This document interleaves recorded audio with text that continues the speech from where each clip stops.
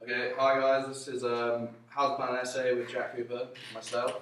The subtitle of the essay was How CGI has Changed Modern Culture and Language Within Cinema and Films. So in today's presentation, I'll be discussing research sources and methods, planning and creating ideas, structuring an essay, time planning, referencing, and final touches to your essay. So first up, we have ensuring a wide scope of research is ensured throughout. So some examples of this are having academic sources, the internet, ebooks and books, articles, databases, journals, magazines, videos and lecture notes. All of these, especially the e-journals and ebooks, are available through MyBU. A tip I always take is to check your previous work, because most of the time they have helpful references, so you don't have to look at it. Also, make sure to reference everything so you don't get done for plagiarism. Up next is my personal research, which I took through. Was a Wired magazine, which I've been using for my course last year as well.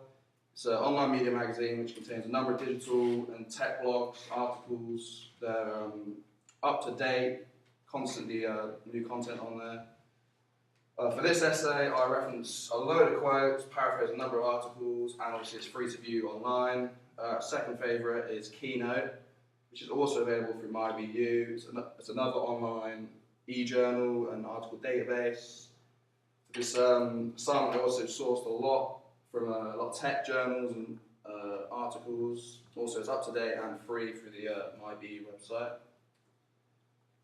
I also used news platforms, so BBC News and The Guardian, loads of current up-to-date stuff, and obviously it's reliable and it's an academic source because it's a big government body, not government body, big body.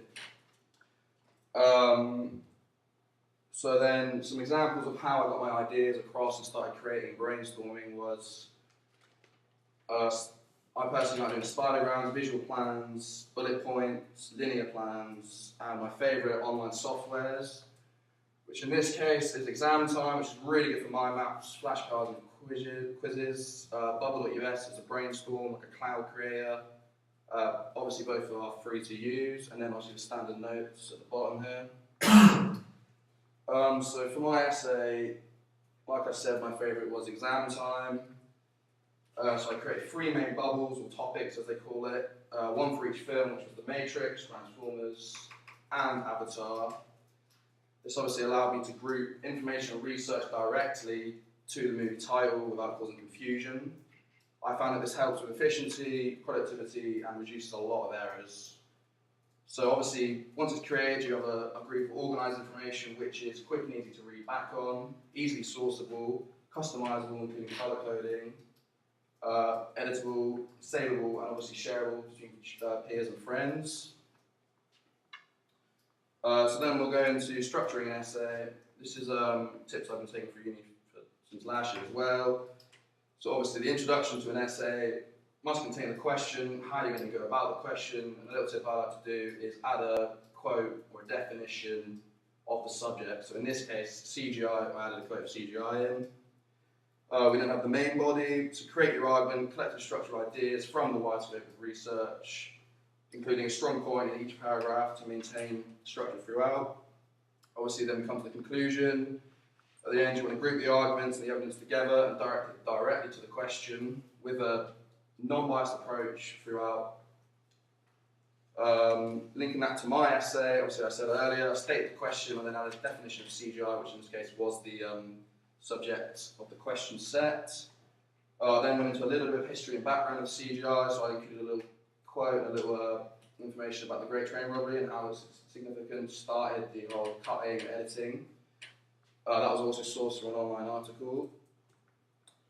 We then go into body text and how I structured it. I collected a number of sources I've seen from the e-journals and the e-books. The favourite ones being Wired and Keynote, which are the online journals. I made sure I argued both sides of the point.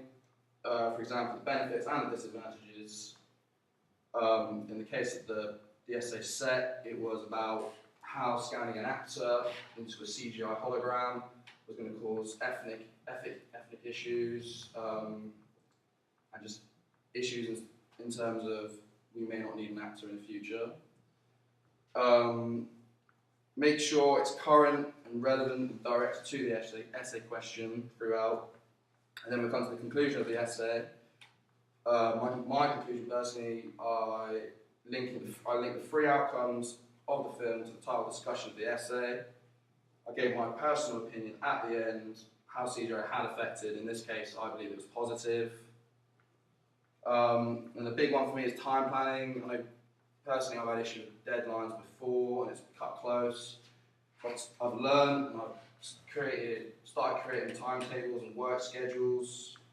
So obviously it sets your targets and aims for each day. If you don't complete them, then you carry on the next day. But personally, it spreads the work across each day, reduces stress. I always do this thing where I set the final date, one day before hand-in, so you have everything completed before hand-in day. I found this helps in efficiency and productivity. And then the big one, Harvard referencing, it needs to be done, stops plagiarism. It shows your work, and you do have a wide range of research, which obviously is extra marks in your assignment. This can be found on the BU site, BU handbook, and there is sites that do it for you, but it can be a bit dodgy. And obviously the finishing touches, once you finish, you need to proofread. So obviously in my assignment, I check the end, I proof check throughout. I found that it reduces mistakes and errors, led to changing a few paragraphs, which obviously got me the extra marks. Identify spelling, grammar mistakes as usual, just general improved structure of sentences and appropriate wording. And I like to drop my mum an email at the end of the week just to make sure everything's correct, all the right standards. Obviously you get that tunnel vision and you look at the same stuff over and over again, you don't see any errors.